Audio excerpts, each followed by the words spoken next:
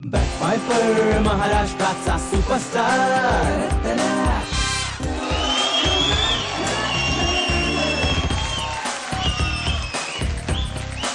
मी दुनियातला मशहूर जादूगर वी अनिकेत कुमार तुम्हा सर्वांचं स्वागत करतो. आता मी तुम्हा सर्वांना माझ्या जादूचा नमुना दाखवतो. मी आता इथे तुमच्या समोर एक अतिशय सुंदर परी आणून दाखवतो. हे परी प्रकट हो, आब्राकाडाब्रा.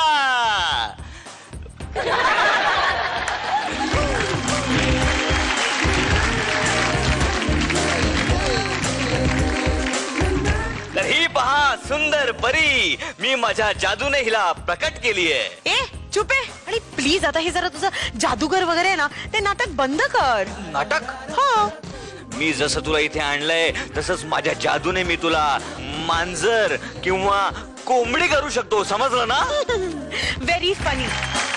तर आता आजच्या एपिसोडला सुरुवात करूया. फ्रेंड्स, तुम्हाला आजचा आमचा हा गेटअप बघून, हा अवतार बघून तुम्हाला लहान मुलांच्या गोष्टींमध्ये किंवा कॉमिक्स मध्ये गेल्यासारखं वाटत असेल, नाही? कुणाला आम्हाला बघून आजीच्या गोष्टी आठवत असतील. वेल, हीच तर आहे आजची आमची थीम, लहान तोंडी मोठा घास. याचा अर्थ आम्ही लहान मुलांच्या आवडत्या पात्रांमधून मोठ्यांच्या गोष्टी सांगणार आहोत. मलाच कळलं नाही, त्यांना काय कळणार आहे? त्यापेक्षा तुम्ही परफॉर्मन्सेस बघा ना. स्पायडरमॅन, सुपरमॅन आपल्याला गोष्टीत नेहमीच भेटतात, पण ते दोघे मुंबईत आले तर काय होईल? तर काय होतं हे पाहूयात या परफॉर्मन्स मध्ये. आणि हा परफॉर्मन्स आपल्या समोर घेऊन येत आहेत नागपूरचा रोमिओ विवेक आणि नाशिकचा हँडसम बॉय चिन्मय आणि लालबागची राणी नम्रता.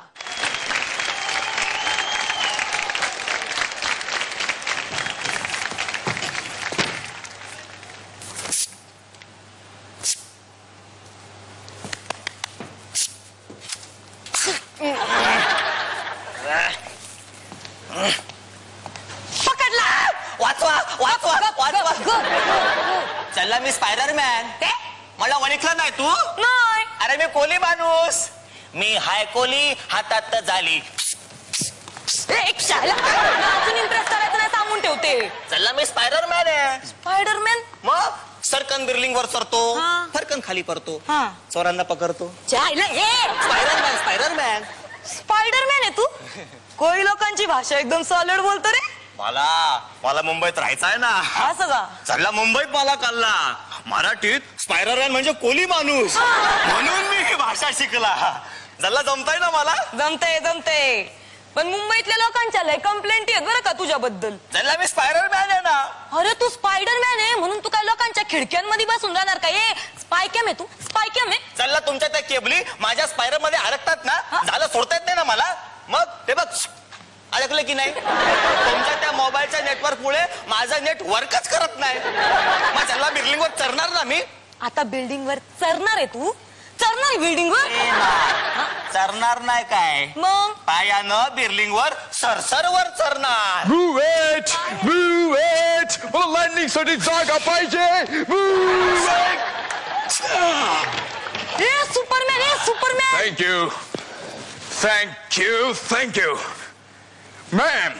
तुमच्या मुंबईमध्ये मला लँडिंग साठी फार प्रॉब्लेम्स होतोय. कसला प्रॉब्लेम?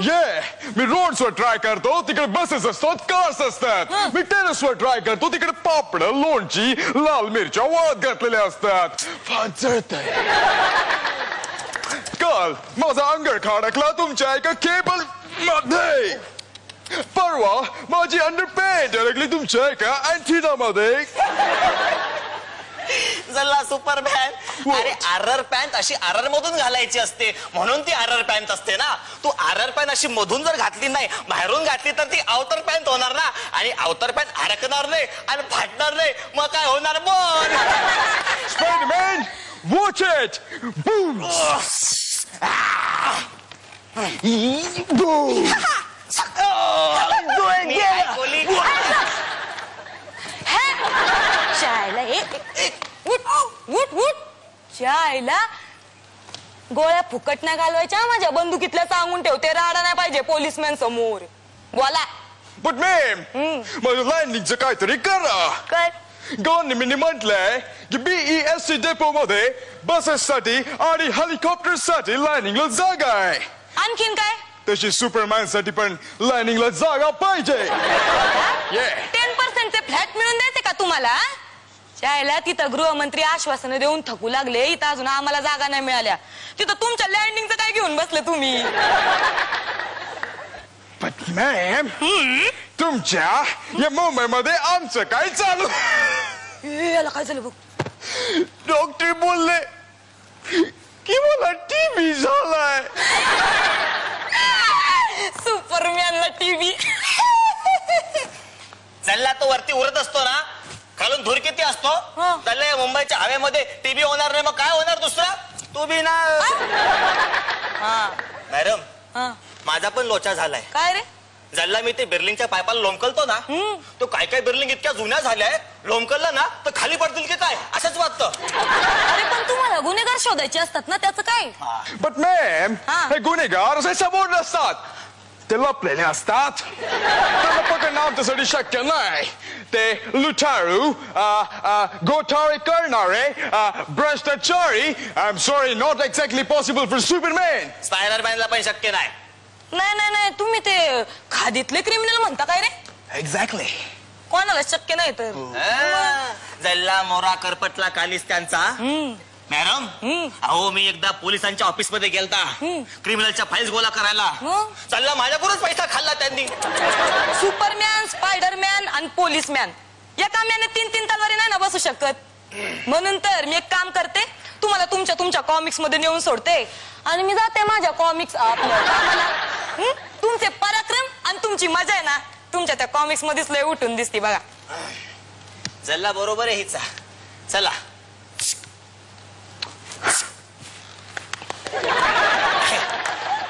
मला Spiderman. What? Up, up and away. ए बाला चालला.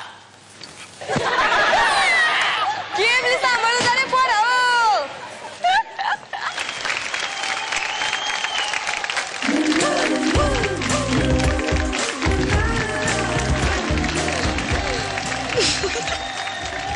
खूप छान दिसाय तुम्ही तिघही. थँक्यू. चला कमेंट्स विचारूया. हो. सुप्रिया मॅम कसा वाटला परफॉर्मन्स? एकतर सुपरमॅन, स्पायडरमॅन हे खूप लहान मुलांचे आवडते कॅरेक्टर्स आहेत कार्टून मधले.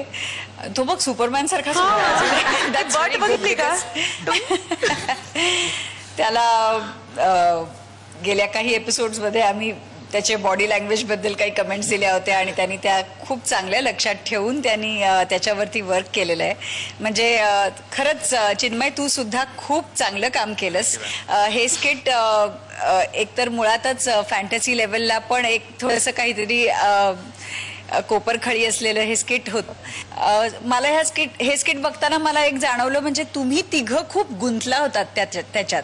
म्हणजे यू वर देअर, तुम्ही तिथेच होतात आणि जे होतं ते करत होतात. तू पण खूप चांगलं केलंस. म्हणजे ह्या ह्याच्यात मला व्हेरिएशन जे ऍक्टर्स कडनं बघायला मिळाली जी आतापर्यंत केली नव्हती ती.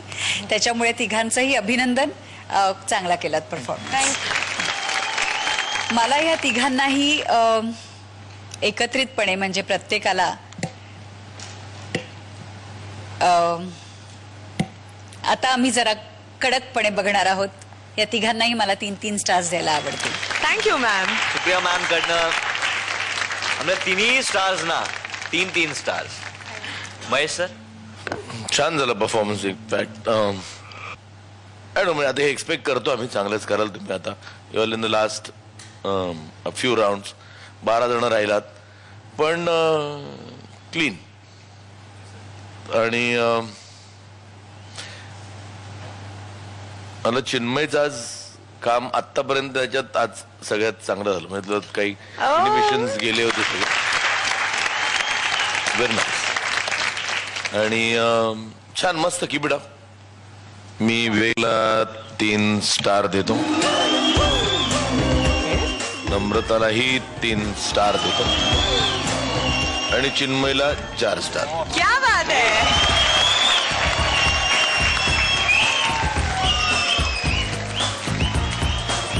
विवेक मला तुम्हाला विचारायचं आहे की तू एक इंटिरियर डिझायनर आहेस हे तर आता सगळ्यांनाच माहिती झालेलं आहे. पण 26/11ला ताजवर जो हल्ला झाला होता आणि त्यानंतर ताजचं रेनोव्हेशन झालं तर त्या टीम मध्ये तू होतास तर तुझे काय एक्सपिरियन्स होते? त्या टीम मध्ये मी होतो 1-1.5 महिना मी त्या टीम मध्ये काम केलंय आणि वसाबी आणि हार्बर बार असे 2 रेस्टॉरंटचे नाव आहेत आणि तिकडे जे काही डिवास्टेशन झालेलं आहे तर ते इतकं मूव्ह करणारं होतं की तिकडे गेल्यानंतर आपल्या डोळ्यासमोर असं व्हिज्युअलाइज करू शकत होतो मी इझिली की काय झालं असेल. गोळ्यांचे मार्क्स, त्यानंतर जळलेलं सगळं आणि ताज मधलं इंटेरियर हे असं रोमॅन्टिक असं इंटेरियर येते आणि ते जळलेलं बघून वेदना झाल्या ऍक्च्युली झाल्या. आणि त्यानंतर मग आम्ही असं ठरवलं की this is not just a project for us. हे काहीतरी आतून आणि सगळ्यांना रिप्रेझेंट करण्यासाठी, मुंबईचं स्पिरिट रिप्रेझेंट करण्यासाठी आपण हे करतोय. तर हे प्रत्येक मीटिंग मध्ये आमच्या व्हायचं की आम्ही मुंबईचं स्पिरिट किंवा इंडियाचं spirit to fight against terrorism आम्ही रिप्रेझेंट करतोय. तर त्या स्पिरिटने आम्ही जे काम केलंय म्हणजे we work as a team, we work as a family. ते सगळ्यात इंटरेस्टिंग माझा प्रोजेक्ट होता आतापर्यंत. वेल, तुम्हाला तिघांनाही all the very best. Thank you so much. Backfire महाराष्ट्राचा सुपरस्टार